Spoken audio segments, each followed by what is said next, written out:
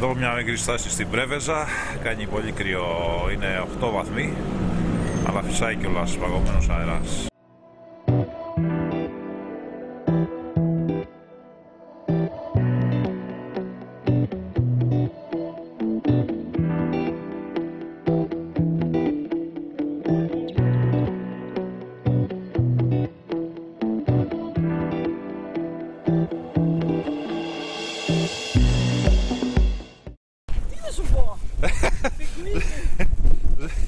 Ζεστούλα.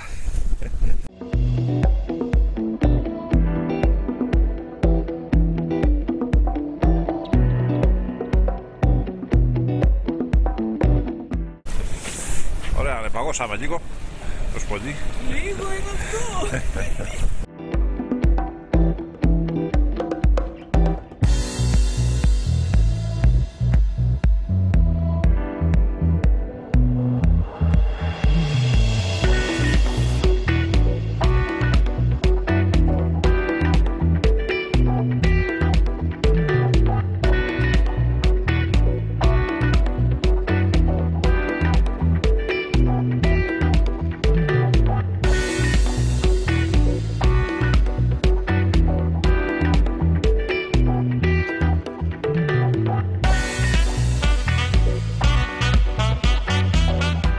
Και ο Άγιος Χαράλαμπος εδώ, η εμβληματική εκκλησία της Πρέβεζας.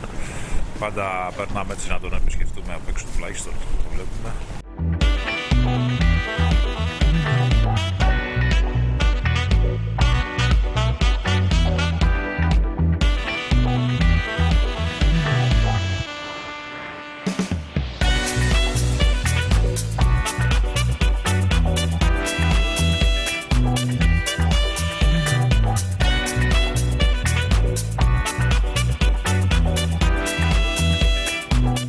Όμορφα είναι εδώ στα στενά, δεν έχει και τόσο αέρα, οπότε είναι κάπως πιο μαλακό. Σαν να μαλάκωσε λίγο καιρός. Ναι, καλά.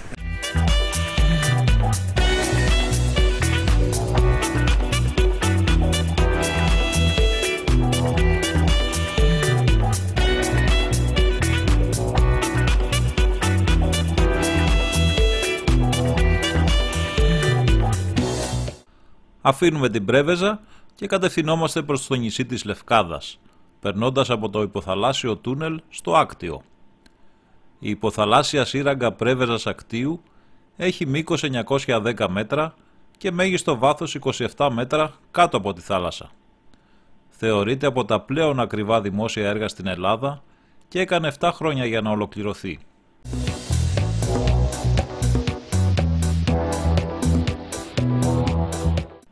Βγαίνοντας από τη σύραγγα, στρίβουμε δεξιά προς Λευκάδα, ενώ ευθεία συνεχίζει ένα κομμάτι της Αμβρακίας οδού που καταλήγει στη Βόνιτσα.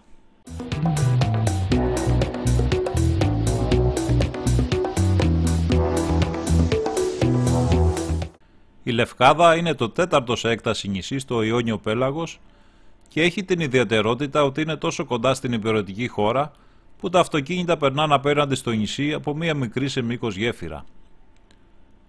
Λίγο πριν φτάσουμε απέναντι στη Λευκάδα, συναντάμε το κάστρο της Αγίας Μαύρας στη δεξιά μεριά του δρόμου και μπροστά μας είναι η κλωτή γέφυρα που αποτελεί την είσοδο του νησιού.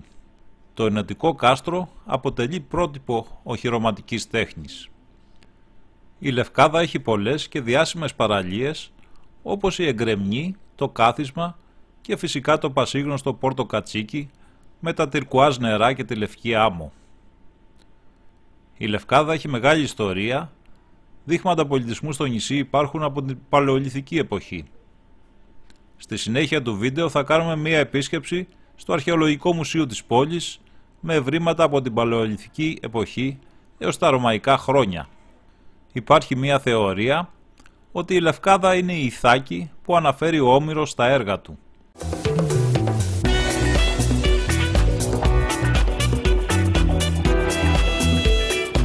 Στρίβοντας αριστερά πηγαίνουμε στην πόλη της Λευκάδας, ενώ στα δεξιά βρίσκεται η γύρα και η παραλία του Αγιάννη.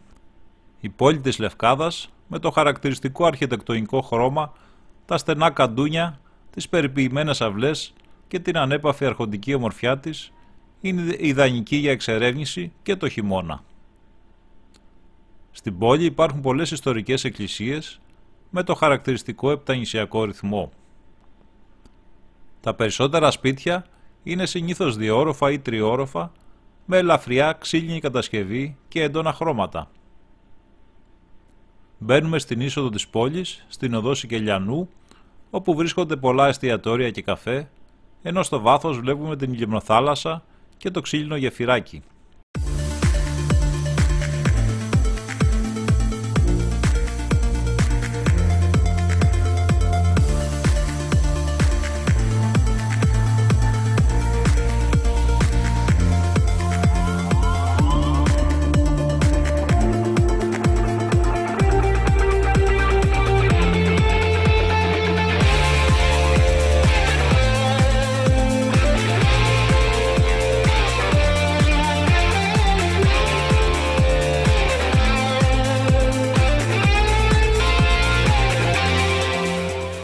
Τα εισόδια της Θεοτόκου, όλα το φτιάχνουν τώρα.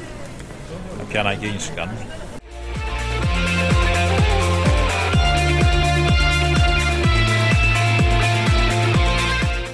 Και κάτι εδώ με την ανακύκλωση έχεις ένα παρκάκι. Ένα χριστουγεννιάτικο δέντρο φτιαγμένο από μπουκάλια πλαστικά.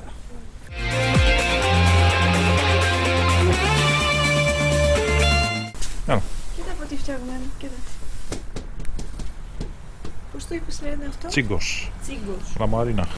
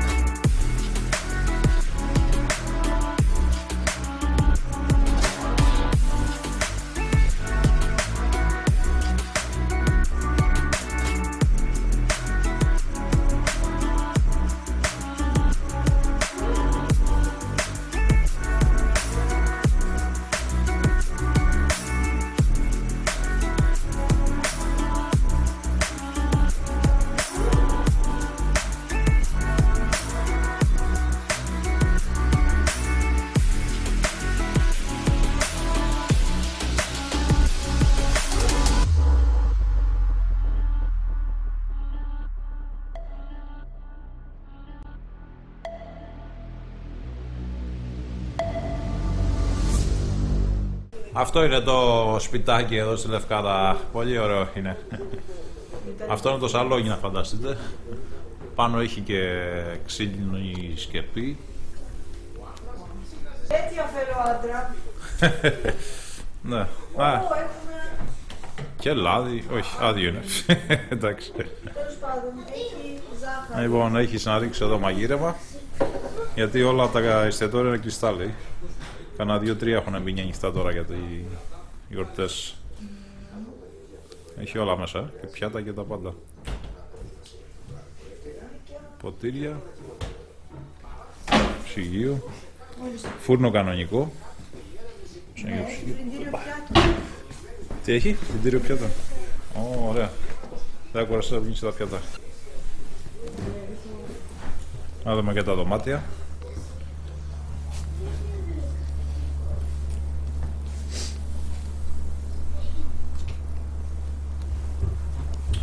Κακώς ήρθαν εγώ. Αυτό είναι το πρώτο δωμάτιο.